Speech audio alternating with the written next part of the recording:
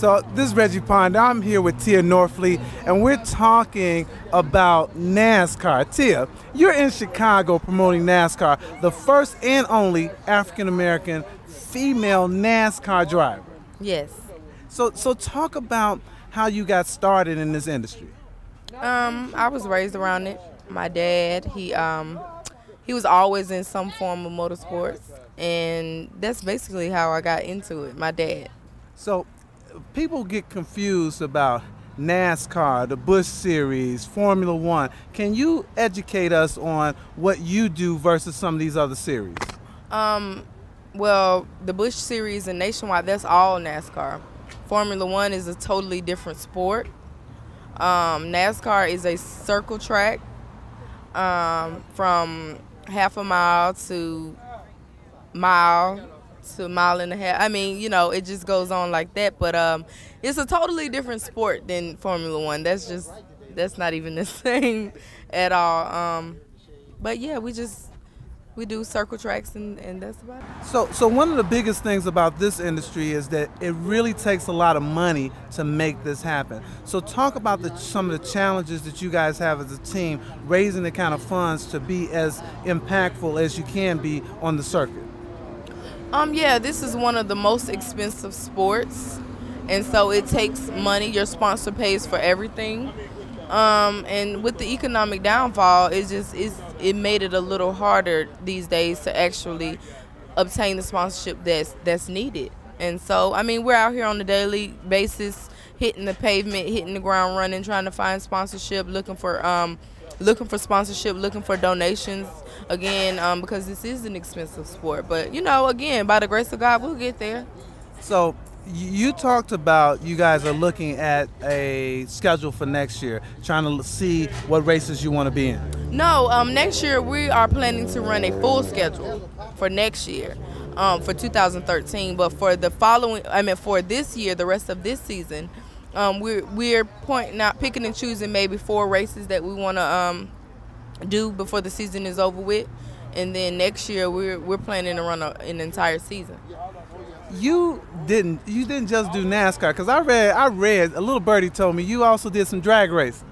I dibbled and dabbled in it a little bit, but drag racing, really, I love it, and I leave that to my manager because he does the drag racing, but I'm more of a circle track girl. More of a circle track girl. So when you get up in these speeds, some people don't understand that it's not just about how fast you go, because there's a lot of strategy and tactics in racing. Can you talk a little bit about that? Yeah, you're at these speeds, when it comes to racing, a lot of people don't realize and don't understand that as a driver, you have to dedicate every ounce of your trust into your crew chief, because he is your eyes and your ears. You can't see anything. You can't look behind you.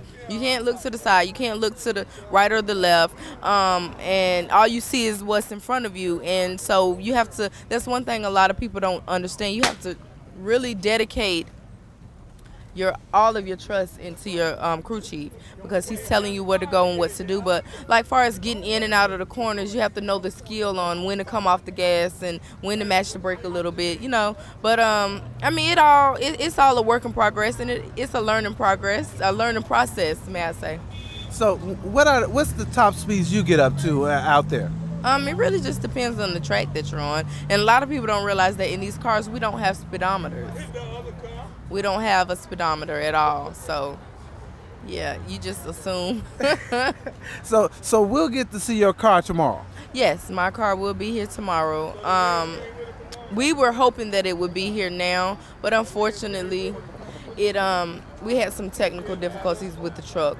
No problem. One other question I want to ask you, because you are an inspiration to young girls and women, in fact, in terms of this industry. Can you talk about women in this industry and what you hope to see in the future? Women in this industry, I'm proud of every woman that even thinks about trying to do it, because you're thinking outside of the box, and it shows that you're not afraid to be yourself and to be different. But for the future, I just hope that there are more women in the sport. Not only African American women, but I definitely hope that comes to pass, but just women in general. I know that you do a lot of charity work too, because you guys really get out there in the community, like this event, the Chicago Historic Route 66 Classic Car Show, and this is the 5th annual, and you came all the way from Augusta to join us, but you do some things in all communities trying to raise awareness and help various causes as well. Yes, outside of racing, you know, we're people, we're human beings, and we my team is all about empowerment and motivation, and so that's what we push a lot when we go to different events. I speak all across the country to different schools and to the youth to let them know that it's nothing wrong with being yourself and being different, and also about, you know, if you want to do something that's out of the norm, it's okay, you know. So I'm all about empowerment, motivation, and just being positive. So how do people connect with you? I mean, stay in contact with you, because I know you got Twitter, Facebook, all that.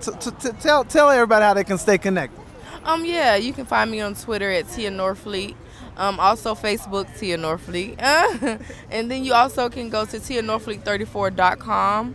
And also one more website, you can go to burnoutmotorsports.com.